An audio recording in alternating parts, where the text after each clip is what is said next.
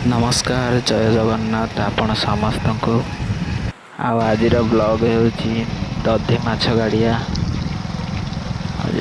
ଆପଣ ଯଦି ଦଧି ମାଛ ଗାଡ଼ିଆରେ ଦେଖୁଛନ୍ତି ତାହେଲେ କମେଣ୍ଟରେ ଜଣାଇ ପାରନ୍ତି। ଆଉ ଆପଣଙ୍କର କେଉଁ ଏରିଆ ମିସ୍ ହେଇଯାଇଛି ତାହା ବି ମୋତେ ଜଣାଇ ପାରନ୍ତି। ମୁଁ ଟ୍ରାଏ କରିବି ସେଇଠାକୁ ଯିବାକୁ ଆଉ ସେହି ଲୋକେସନ୍ ବନେଇବା ପାଇଁ। ଆପଣ ଦେଖିପାରୁଥିବେ ସେ ସାଇଟରେ ପୋଖରୀଟିଏ ବନିଆ ହେଇଛି। ଆମେ ଚାଲନ୍ତୁ ଆଗରୁ ବୁଲିକି ଆସିବା, ତାପରେ ସେଇ ପୋଖରୀ ପାଖକୁ ଯିବା। ପୋଖରୀଟି କେମିତି ଦିଶୁଛି ତାହା ବି ଦେଖି ନେବା। ଆପଣ ଦେଖିପାରୁଥିବେ ମୋ ସାଇଟରେ କିଛି ଏମିତି ହିଁ ଦିଶୁଛି। ଆଉ ସେଇ ଗୋଟାକ ଭାଇ ସେଇ ନାଲି ପାହାଡ଼ଟେ ଯାହାକୁ ଆମେ ଦେଖୁଥିଲେ। ଆଉ ଇଏ ହେଉଛି ସେ ପୋଖରୀ ଆପଣ ଦେଖିପାରୁଥିବେ। ଚାଲନ୍ତୁ ଆଗକୁ ଯିବା। ଆମେ ଆଗକୁ ଆସିଯାଇଛୁ। ଆପଣ ଦେଖିପାରୁଥିବେ ଆଗରୁ କିଛି ଏମିତି ହିଁ ଦିଶୁଛି। ଚାଲନ୍ତୁ ଆହୁରି ଆଗକୁ ଯିବା।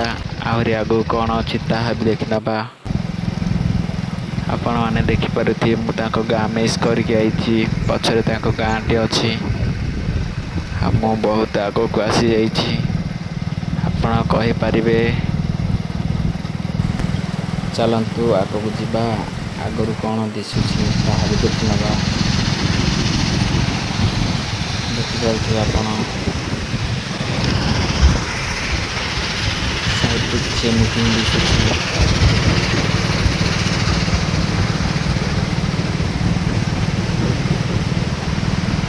ଆଉ ଆମେ କେଉଁଠାରେ ପହଞ୍ଚୁଛେ ସେଇ ପୋଷ୍ଟର ମାଧ୍ୟମରେ ଆମେ ଜାଣିପାରିବା। ଚାଲନ୍ତୁ ପାଖକୁ ଯିବା। ପୋଷ୍ଟର କ'ଣ ଲେଖା ହେଇଛି ତାହା ବି ଦେଖି ନେବା।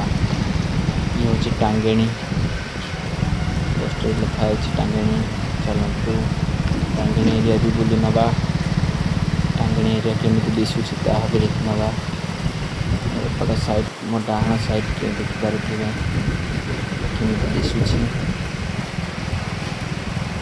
ଚାଲନ୍ତୁ କିଛି ଆଗକୁ ଯାଇକି ପୁଣି ଫେରି ଆସିବା।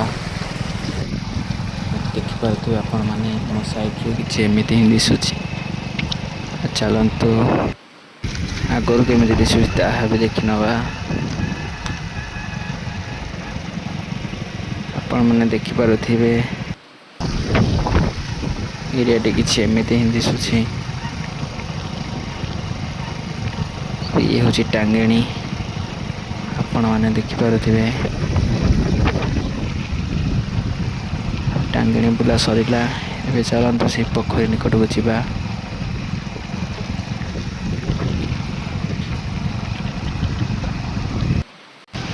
ଆମେ ଆସିଯାଇଛୁ। କିଛି ସମୟ ପରେ ସେ ପୋଖରୀଟିକୁ ଆମେ ଦେଖି ନେବା।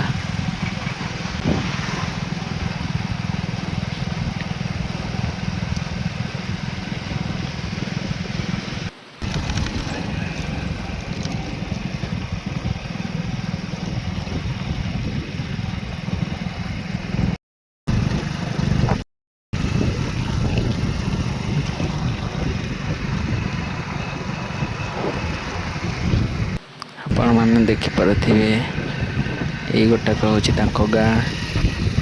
ତାଙ୍କ ପୋଖରୀ ବି ଚାଲନ୍ତୁ ଦେଖି ନେବା। ଇଏ ହେଉଛି ତାଙ୍କ ପୋଖରୀ।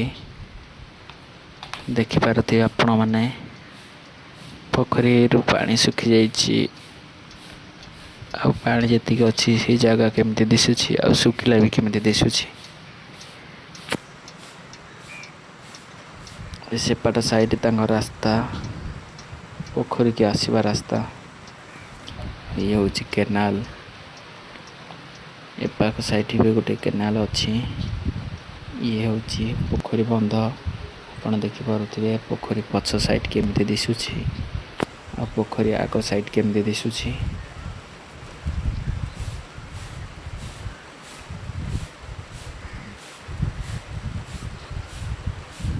ପୋଖରୀ ବୁଲା ସରିଲା। ଚାଲନ୍ତୁ ଆମେ ତାଙ୍କ ଛକ ବି ବୁଲି ନେବା। ଛକ କେମିତି ଦିଶୁଛି ତାହା ବି ଦେଖି ନେବା।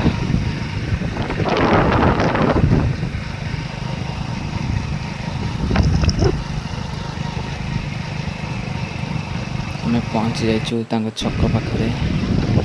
ଦେଖିପାରୁଥିବେ ଲୋକ ଭିଡ଼ ଲାଗିଛି, ଯେହେତୁ ଆଜି ଦେଖିପାରୁଥିବେ ହାଟରେ କେମିତି ଜିନିଷ ସବୁ ପଡ଼ିଛି। ଯେହେତୁ ମୁଁ ଏକା ଆସିଥିଲି ମୋତେ ଟିକେ ହାଟ ବୁଲିବାକୁ ଭଲ ଲାଗିଲାନି। ଆଉ କେବେ ସାଙ୍ଗ ସହିତ ଆସିବା, ହାଟକୁ ବୁଲି ନେବା। ଆଉ ହାଟରେ କ'ଣ ସବୁ ଜିନିଷ ସବୁ ବିକ୍ରି ହେଉଛି ତାହା ବି ଦେଖି ନେବା। ଆଉ ଆଜି ପାଇଁ ଏତିକି, ରହୁଛି। ନମସ୍କାର। ନେକ୍ସଟ